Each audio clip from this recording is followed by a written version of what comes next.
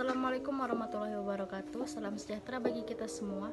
Perkenalkan, nama saya Khairunisa dengan NIM 20080162226. Saya dari Universitas Mula Warman, Fakultas Hukum, Prodi Ilmu Hukum kelas E.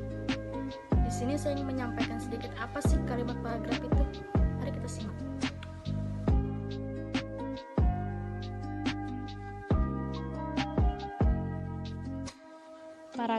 Paragraf itu terdiri dari pengantar, definisi dan ciri-ciri paragraf, gagasan utama dan kalimat topik, fungsi paragraf, dan syarat paragraf. Apa itu paragraf? Paragraf itu merupakan miniatur dari suatu karangan. Di dalam sebuah tulisan atau karangan biasanya terdapat bagian yang agak menjorok ke dalam.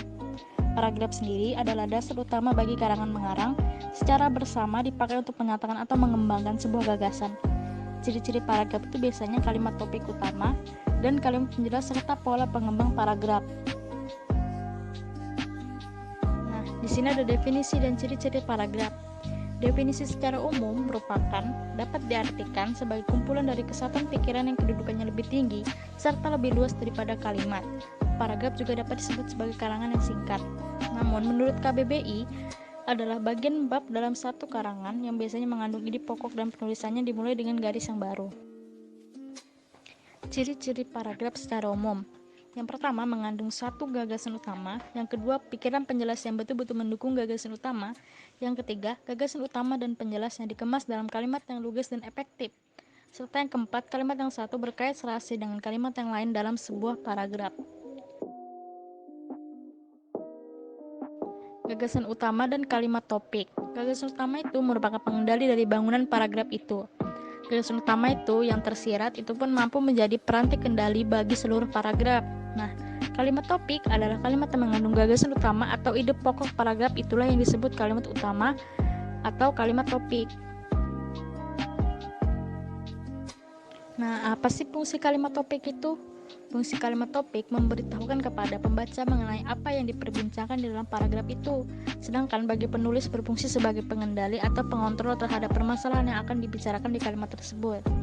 Biasanya bagi paragraf itu sendiri berfungsi sebagai sandaran kalimat lain di dalam paragraf itu. Nah, di sini ada kalimat penjelas. Kalimat penjelas adalah karena tugas dari kalimat itu memang menjelaskan dan menjabarkan lebih lanjut tentang gagasan utama yang terdapat di dalam paragraf. Ada dua jenis kalimat penjelas. Yang pertama, kalimat penjelas mayor, dan kedua, kalimat penjelas minor. Nah, di sini ada fungsi paragraf bagi penulis.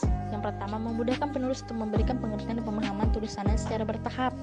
Yang kedua, memberikan wadah untuk mengungkapkan sebuah ide secara tertulis. Yang ketiga, memisahkan setiap unit pikiran yang berupa ide. Yang keempat, penulis kan cepat lelah dalam menyelesaikan sebuah karangan dan termotivasi untuk menuangkan idenya. Yang kelima, dapat dimanfaatkan sebagai pembatas antara bab karangan dalam satu kesatuan yang padu. Sedangkan fungsi paragraf bagi pembaca, yaitu dengan memisahkan atau menegaskan perhatian dengan penjelas, memahami gagasan utama paragraf penulis. Yang kedua, mudah menikmati karangan secara utuh sehingga memperoleh informasi penting yang kondusif. Yang ketiga, tertarik dan bersemangat membaca karangan melalui penulis. Yang keempat, belajar bagaimana cara menarik untuk menyampaikan sebuah ide atau gagasan karangan melalui penulis.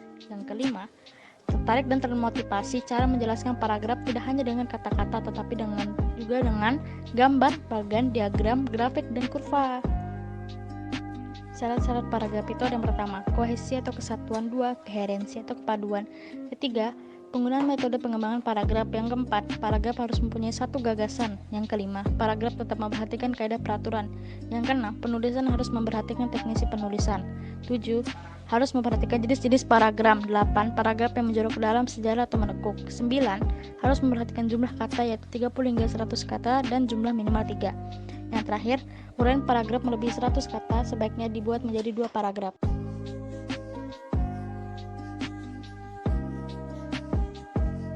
Mungkin hanya itu yang bisa saya sampaikan, kurang lebihnya saya mohon maaf.